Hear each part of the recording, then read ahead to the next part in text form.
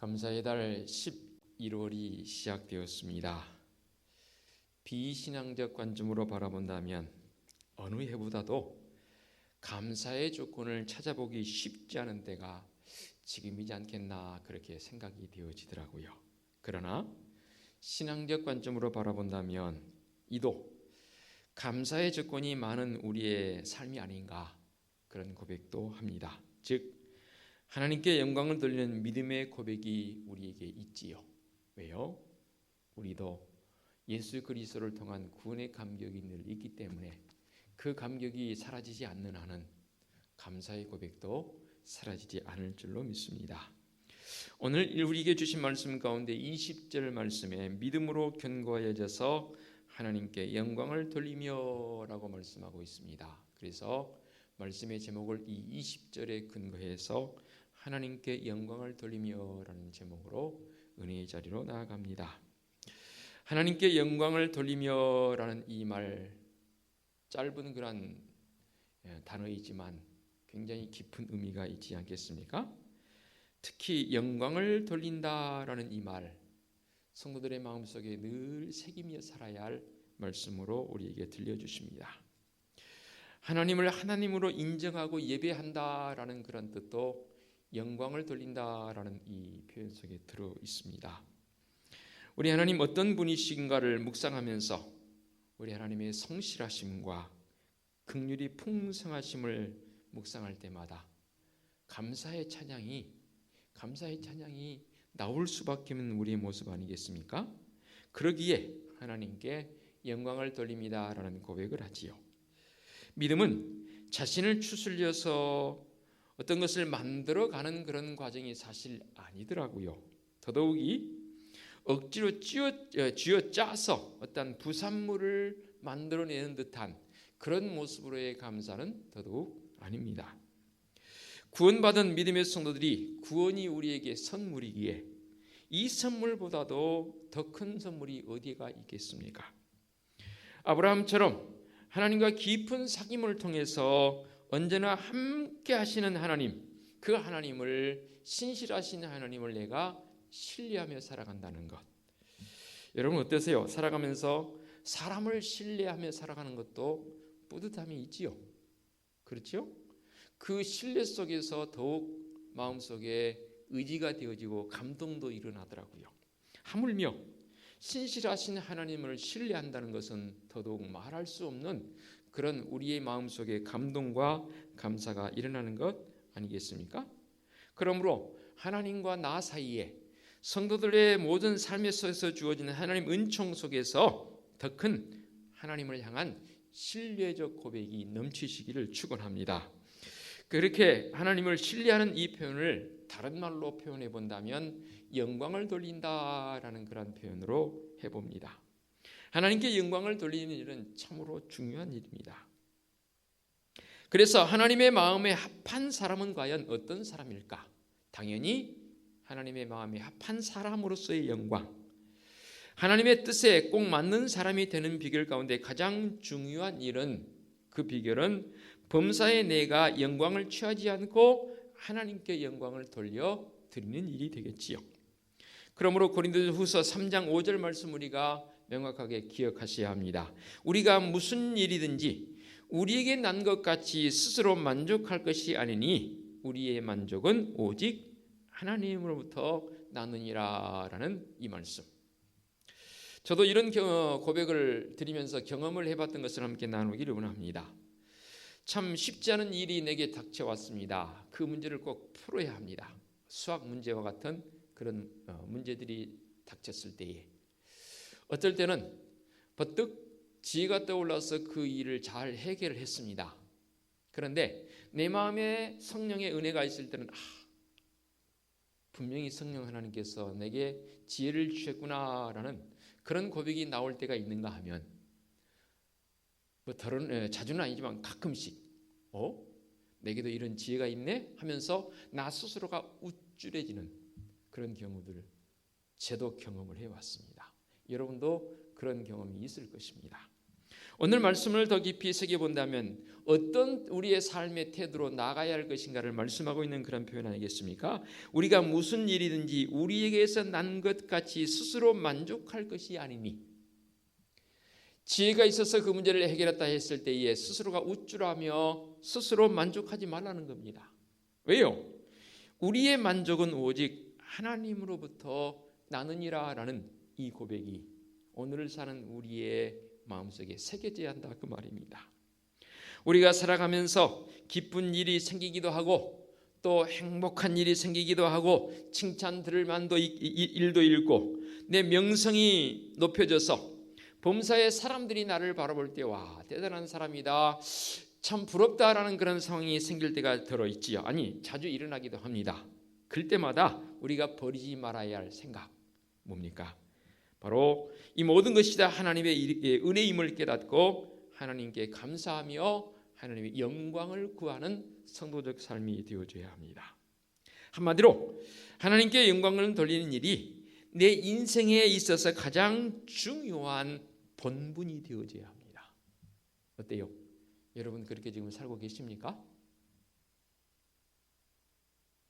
한 번 더 물어보겠습니다. 제가 좀 마음이 갑자기 당황한 생각이 듭니다. 전혀 대답이 반응이 없으니까 라는 마음에 좀 갑자기 제가 시험에 들려고 합니다. 어때요? 인생에서 가장 중요한 본분으로서 하나님의 영광을 구하며 사시겠습니까? 예, 억지 춘향이라도 해야 되겠습니다. 우리 장로교 신조 잘 알고 있는 요리문답 제1문답 아시지요? 뭡니까? 사람의 제일 되는 목적은? 답해보세요. 사람의 제일 되는 목적은 하나님을 영화롭게 하고 그분을 영원토록 즐거워하는 것이다 했습니다. 하나님을 영화롭게 하고 그분을 영원토록 즐거워하는 것, 한순간만 즐거워하는 것이 아니라 영원토록 즐거워하는 것이다라고 분명하게 요리문답 1문에 우리에게 답해주고 있습니다.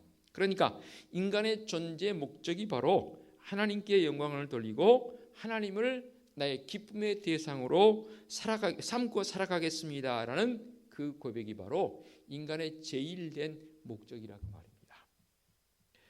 사람이 사는 목적은 시집가고 장가가는 일도 귀하고 열심히 일도 하고 사업도 하고 또 어떤 일이건 그것에 몰두해서 살아가는 것 참 귀한 일이고 최선을 다해 살아야 하겠지요. 그러나 그런 것들을 통해서 얻어지는 기쁨과 감사의 조건을 어떻게 다뤄가느냐가 참 중요합니다. 곧 얻어진 모든 것을 오직 천지를 창조하신 하나님께 영광을 돌리는 그것이 우리에게 있어야 한다 그 말입니다. 저도 개인적으로 참 사진 찍기를 좋아합니다. 과거에 이 핸드폰 카메라가 발달하기 전에는 디지털 카메라라고 해서 또 디지털 카메라 전에는 필름 카메라가 있었죠.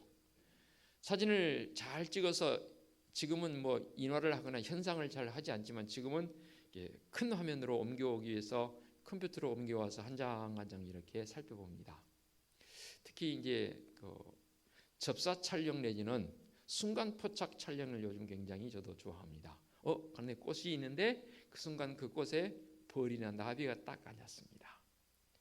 꺼내는 시간도 사실 이게 모자랄 정도로 순간을 포착해야 하거든요. 얼른 꺼내서 열어서 탁 찍었습니다. 어떻게 찍었을까? 그 순간인데 대단히 궁금합니다. 그래서 얼른 보는 화면으로 바꿔서 딱 했는데 와, 제가 생각했던 이상으로 순간 포착이 잘 되었습니다. 짧은 순간이지만 기분 되게 좋아요. 그렇죠? 또 어느 화면을 내가 생각했던 것보다 구도를 잡아서 찍었는데 잘 나왔어요. 역시 기분 좋아요. 그런데 기대감을 가지고 찍었는데 흐려졌거나 초점이 안 맞았습니다. 흔들렸습니다. 마음의 아쉬움 내지는 좀 안타까움이 있지 않겠습니까? 그런 것 같아요. 카메라의 초점을 잘 맞추어야 사진이 선명하게 나오는 것처럼 사람이 늘 하나님을 만나서 하나님께 영광을 돌리는 삶을 살지 못하면 아무리 세상에서 좋은 것으로 호식 해본들 참 만족이 없고 삶의 의미를 찾지 못합니다. 그러므로 우리 믿음의 성도들이 하나님께 영광을 돌리는 일은 다른 그 무엇보다도 가장 중요한 일 아니겠습니까? 사도 바울은 그래서 고린도전서 10장 31절에 이렇게 고백을 합니다. 그런즉 너희가 먹든지 마시든지 무엇을 하든지 다 누구의 영광을 위해서 하라고요? 하나님의 영광을 위해서 하라고 말씀하고 있습니다. 이사야 선지자도 이런 고백을 합니다. 42장 8절에 나는 여호와이니 이는 내 이름이라 나는 내 영광을 다른 자에게 내 찬송을 우상에게 주지 아니하리라. 하나님께서 이사야 선지자를 통해서 말씀하게 하고 고백하게 하는데 여호와란 그 이름을 우리에게 주시면서 나는 내 영광을 다른 자에게 주지 아니하고 다른 자에게서 구하지 않겠다는 겁니다. 무슨 말씀입니까? 하나님의 자녀들에게서 우리 하나님께서 영광을 받으시겠다는 겁니다. 이런 이치를 한번 생각해 보면 쉽지 않겠습니까? 내 배 아파 낳은 자녀들이 아니라 다른 가정의 자녀들이 나를 향해서 칭송하고 하는 것보다는 내 자녀들이 와 우리 엄마 우리 아빠 최고야. 저는 사실 그런 기분이 더 좋더라고요. 다른 자녀들이 내 자녀가 다른 자녀들이 나를 칭송하는 것도 귀한 일이지만 내 자녀들이 부모를 향해서 와 우리 아빠 엄마 최고야 할 때는 그 기분은 말로 표현할 수 없거든요. 바로 이런 이치인 것이지요. 우리 하나님께서 나를 통해서 하나님의 자녀들인 우리를 통해서 영광 받기를 원하신다 그 말씀입니다. 예레미야 선지자도 이런 표현을 썼어요. 너희는 들을지어다 귀를 기울일지어다 교만하지 말지어다 여호와께서 말씀하셨습니다. 그가 어두움을 일으키기 시기 전 너희 발이 어두운 산에 거치기 전 너희 발하는 빛이 사망의 그늘로 변하여 침침한 어둠이 되기에 하시기 전에 너희 하나님 여호와께 영광을 돌리라 라고 있습니다. 사실 이 이사야 선지자의 고백은 예레미야 선지자의 고백은 슬픈 고백이거든요. 너희들이 지금 우상 덩어리를 섬기고 하나님을 등지고 있는 이 상황 속에서 어둠으로 가기 전에 하나님께 영광을 돌리라는 말은 무슨 말이냐면 회복하라는 겁니다. 주 바라기의 모습으로 하나님 바라기의 모습으로 너희의 얼굴을 돌리고 하나님 앞으로 나오라. 그게 바로 하나님의 영광을 구하라는 그러한 표현 아니겠습니까? 요한복음에서도 이런 표현이 나옵니다. 스스로 말하는 자는 자기 영광만 구하되 보내신 이의 영광을 구하는 자는 참되니 그 속에 불의가 없느니라. 하나님의 영광을 위해서 사는 자들에게는 거짓이 있을 수 없고 불의함도 있을 수 없다라는 이 말씀으로 우리가 결론을 맺을 수 있는 것 아니겠습니까? 그렇습니다. 하나님께 영광을 돌리는 믿음은 문제를 피하지 않고 맞서는 성도적 삶으로 살아가더라고요. 오늘 이 시간 주신 말씀 19절에 이렇게 말씀합니다. 그가 백세나되어 자기 몸이 죽은 것 같고 사라의 태가 죽은 것 같음을 알고도 믿음이 약해지지 아니하고 라고 했습니다. 알고도 믿음이 약해지지 아니했다는 말은 무슨 말입니까? 그것에 맞섰다, 그것을 대면했다라는 그런 표현입니다. 피하지 않았다는 거예요. 나의 의지와 나의 어떤 생각을 가지고 나의 지식을 가지고 그 문제를 접하고 그것에 피하지 않았다는 말이 아니지 않습니까? 아브라함의 나이가 100세이고 그의 아내 사라 나이는 90세입니다. 인간의 상식으로는 그들이 자녀를 가질 수 있다는 것 불가능한 일입니다. 어마어마하게 큰 문제로 다가왔습니다. 사방이 완전히 차단되어져서 뚫린 곳이 하나도 보이지 않는 듯한 그런 상황이라 그 말입니다. 그러나 주목할 사실은 아브라함은 이런 사실을 알고도 그 사실 앞에 어떻게 나아갑니까? 예, 문제를 만났습니다. 그 앞에 도망가지 마시고 바로 서시기 바랍니다. 그리고 문제를 바라보는 것이 아니고 문제의 답을 알고 계신 하나님을 바라보라는 겁니다. 어떤 상황, 그 상황이 내게 주어졌을 때 사람들은 그 문제 앞에 그만 주눅들어 버립니다. 홍해가 딱 턱 앞에 나옵니다.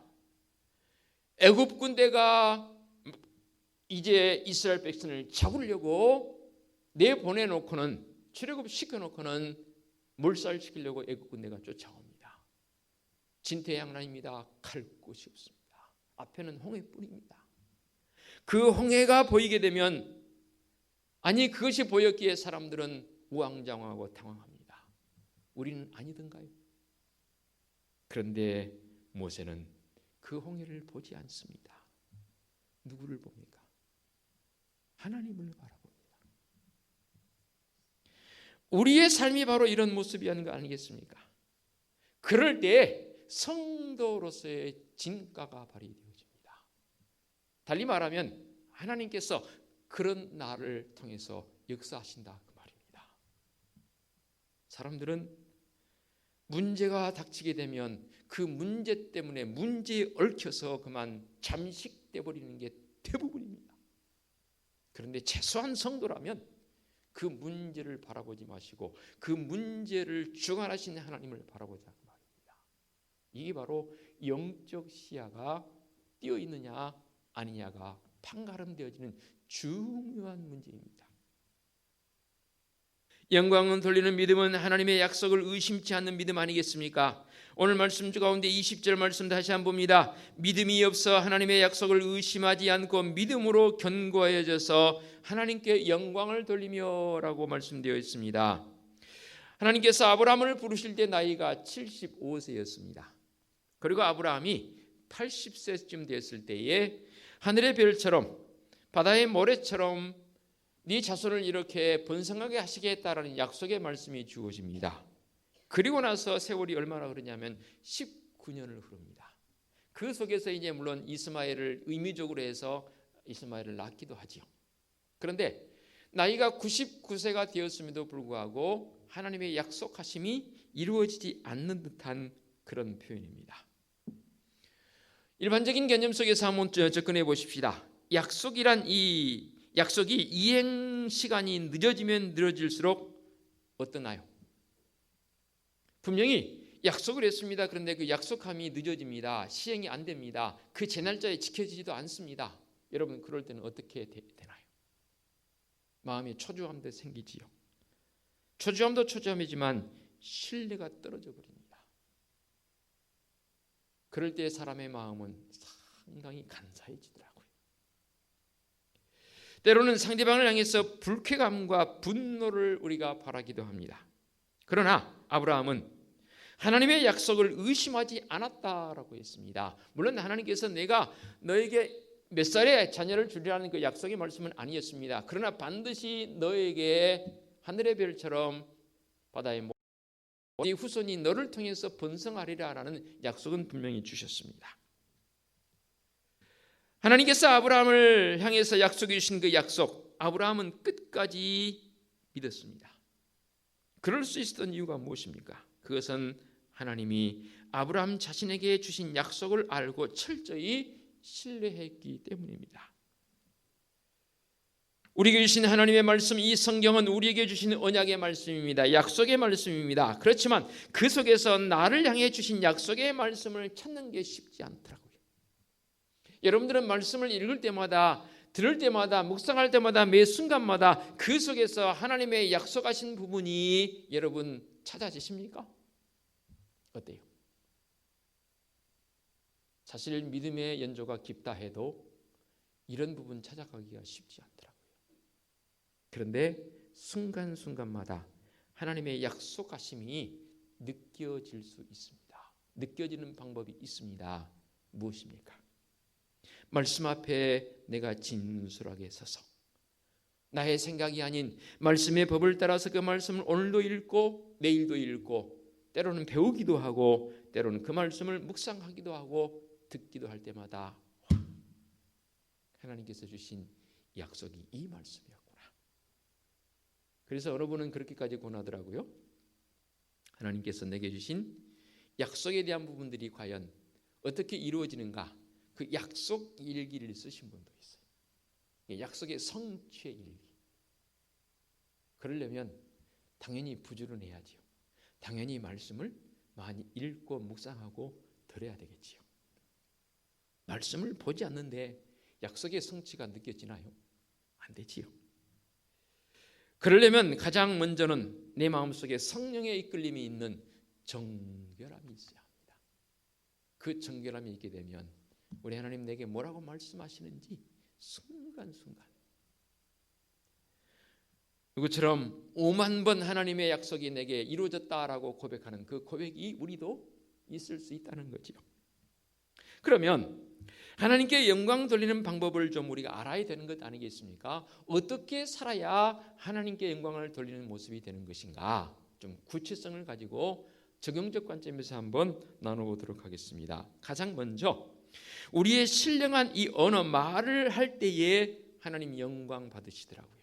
하나님께 영광을 돌린다 그 말입니다. 그러면 신령한 언어는 어떤 언어일까요?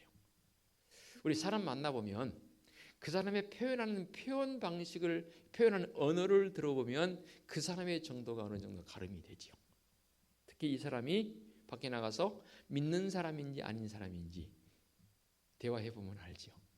그렇죠? 또 기존 우리 믿는 성도들끼리도 그 사람의 언어 구사력을 보게 되면 이 사람이 어떤 사람인지 어느 정도 가름할 수 있지요. 또 깊이가 어느 정도인지 알 수 있지 않겠습니까? 그래요. 그러면 우리에게 있어서 신령한 언어는 뭐냐는 겁니다. 여러분 생각하시기에 성도로서 신령한 언어는 뭘까요? 가장 많이 사용되어지는 언어는 뭡니까? 우리 교회 성도들은 조금 이게 훈련이 안 돼 있긴 해요. 사실 할렐루야 아멘이라는 이 단어가 성도들이 가장 많이 사용되어집니다. 그 다음은요. 1등이 할렐루야 그러고 2등이 아멘이라고 그러면 3등은 주여. 예, 그럴 수 있겠네. 저는 사실 주여는 생각 못했네요. 주여라는. 근데 저는 그것보다는 오늘 이 말씀에 적용시켜 본다면 감사인 것 같아요. 그렇죠? 그래서 어느 목회자들은 의도적으로 아멘을 유도하려고 할렐루야 그러면 당연히 성들이 훈련돼 가지고 아멘 하더라고요. 저는 의도성을 가지고 여러분에게 막 할렐루야 할렐루야 하지는 않지 않습니까? 그럼에도 불구하고 하다가 할렐루야 이렇게 인사하는 분도 있어요. 할렐루야 인사하니 저는 좋은 인사라고 생각합니다. 할렐루야 아멘 감사. 기왕 감사란 말이 나온 김에 사전적 의미를 보니까 감사는 그야말로 말 그대로 고마움의 표시가 되더라고요. 그런데 좀 우리가 설교 시간이지만 쉬어가는 페이지로 구분지어서 사용해야 할 이 단어 표현이 있습니다. 감사와 고마움. 감사합니다. 고맙습니다라는 이 표현. 사실 신앙적 관점에서 봐도 구별되어져야 합니다. 무슨 구별이냐면 감사라는 이 표현 속에서는 좀 더 경의적인 표현입니다. 여러분 하나님을 향해서 고맙습니다 그런가요? 그 표현 쓰시면 안 됩니다. 하나님을 향해서. 하나님 고맙습니다. 고맙다는 말은 나의 어떤 동격인 그런 관계나 아니면 나보다 좀 더 연령적으로나 여러 가지 상황이 아래인 경우는 고맙습니다라는 표현이 돼요. 제 아들을 향해서 제가 고마워 그럴 수 있잖아요. 근데 아들을 향해서 감사합니다. 그건 이상하잖아요. 그렇죠? 그런 어떠한 구별성이 우리에게 필요하더라 그 말입니다. 그래서 사실 한국말이 어려워요. 쉽지 않아요. 그냥 외국 같은 땡큐 그러면 끝나는데 고맙습니다. 감사합니다. 감사는 하늘의 언어라고 어느 분이 표현을 쓰더라고요. 맞습니다. 감사라는 말 늘 우리가 입에 담고 살아야 합니다. 이게 바로 신령한 언어적 표현의 단어 가운데 제일 중요한 단어가 바로 감사라고 생각되어집니다. 그래서 누구를 만나건 특히 하나님 앞에 감사의 고백이 끊이지 않는 신령한 언어를 구사하는 성도적 삶이 되었으면 좋겠고요. 아멘도 좀 많이 했으면 좋겠습니다. 제가 훈련을 잘 안 시켜서 그런지 우리 성도들은 설교 시간에 제가 설교를 못해서 그런 것인지 아멘을 잘 안 하시더라고요. 어때요? 이제부터라도 아멘을 좀 잘 하시겠습니까? 어느 분은 또 저기 그러더라고요. 볼면서 하시는 목사님 말이 빨라가지고 아멘할 타이밍을 제가 우리가 못 찾아요. 그렇게 말씀하시는 분도 계시긴 해요. 그래서 앞으로 아멘을 여러분 할 수 있는 타이밍을 제가 드리겠습니다. 그러면 아멘도 좀 자주 해주시면 감사하겠습니다. 아멘의 뜻이 뭐예요? 동감한다는 거예요. 나도 그렇습니다라는 표현 아니겠습니까? 고린도후서 1장 20절에 우리가 잘 알고 있는 말씀입니다. 하나님의 약속은 얼마든지 그리스도 안에서 이해가 되니 그런즉 그로 말미암아 우리가 아멘하여 하나님께 영광을 돌리게 되느니라 라고 말씀하십니다.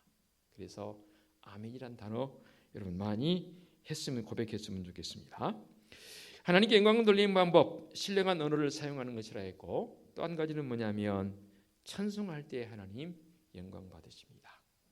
서두에 말씀드렸죠. 하나님께서는 나를 통해서, 하나님의 백성을 통해서 찬송받기를 원하십니다. 다른 사람에게서 하나님 찬송받기를 원치 않으십니다. 그래서 다윗은 시편 22편 3절에 이런 표현을 썼더라고요. 이스라엘의 찬송 중에 거하시는 분이라는 표현을 썼습니다. 이스라엘의 찬송 중에 거하신 우리 하나님. 우리가 기쁨으로 신령한 노래를 부르며 감사함으로 찬송할 때에 하나님께서 더 영광 받으신 줄로 믿습니다. 그렇습니다. 우리의 입술에서 찬송이 끊이지 않았으면 좋겠습니다. 어떤 형태로든 우리의 입술에서 찬송이 끊이지 아니하고 하나님의 이름을 찬송할 때에 하나님께서 영광 받으십니다. 하나 더 살펴볼까요? 우리가 예배할 때 하나님 영광 받으신다 했습니다. 잘 알고 있는 요한복음 4장 23절 말씀, 영과 진리로 예배하는 자를 지금도 찾고 계신다 했습니다. 영과 진리의 기품이 어디에 있습니까? 우리의 마음의 진정성을 가지고 이렇게 시간을 정하여 예배하는 일도 귀한 일이지만 삶이 예배가 되어질 때에 내 마음속에 하나님의 그 놀라운 역사를 놓치지 않고 순간순간마다 내 마음속에 기억하며 살아갈 때 저는 그것이 예배라고 되어집니다. 왜 시간을 정하여서 하나님께 예배하는 이 시간만 예배라고 생각하십니까? 당연히 이 시간 예배이지만 우리의 삶이 예배가 되어질 때 더 하나님께서 영광 받으신 줄로 믿습니다. 그렇습니다. 우리의 믿음이 견고한 믿음이 있을 때에 하나님 영광 받으십니다. 다시 한번 오늘 우리에게 주신 말씀 20절 말씀 제가 봉독합니다. 믿음이 없어 하나님의 약속을 의심하지 않고 믿음으로 견고하여져서 하나님께 영광을 돌렸다라는 이 말씀. 히브리서의 말씀대로 믿음이 없으면 하나님을 기쁘시게 할 수도 없고 하나님께 영광 돌릴 수도 없는 건 너무나 당연한 일입니다.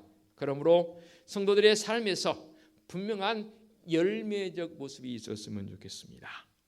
결실의 계절 가을입니다. 이제 여지가 거의 마무리되어집니다.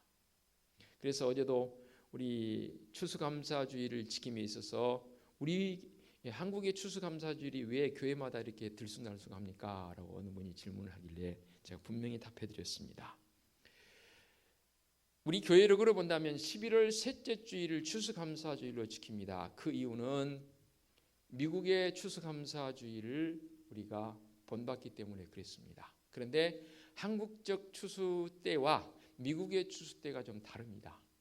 제가 유학했던 캐나다는 매년 10월 셋째 주일이 추수감사주일입니다. 벌써 지났죠? 뭐 대단합니다. 추수감사주일 때.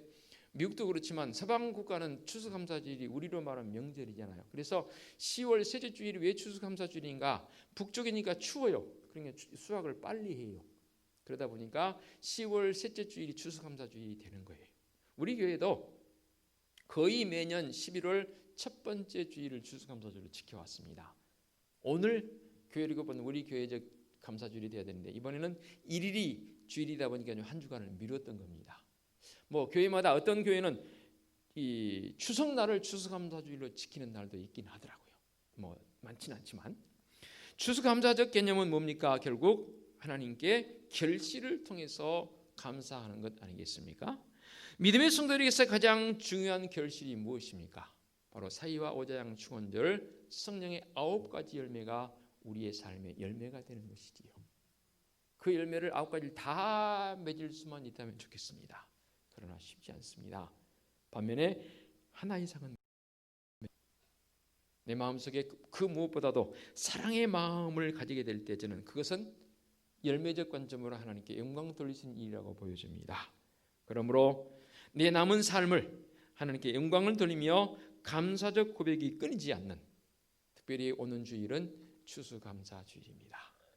우리의 마음을 담아서 하나님께 온전히 감사할 수 있는 성도적 결단과 고백이 있어지시기를 부탁드리겠습니다. 기도합니다. 하나님 아버지 감사합니다. 오늘도 우리에게 말씀의 법을 주시니 이를 통해서 하나님께 영광 돌림이 무엇인지를 깨닫게 해주시니 감사합니다.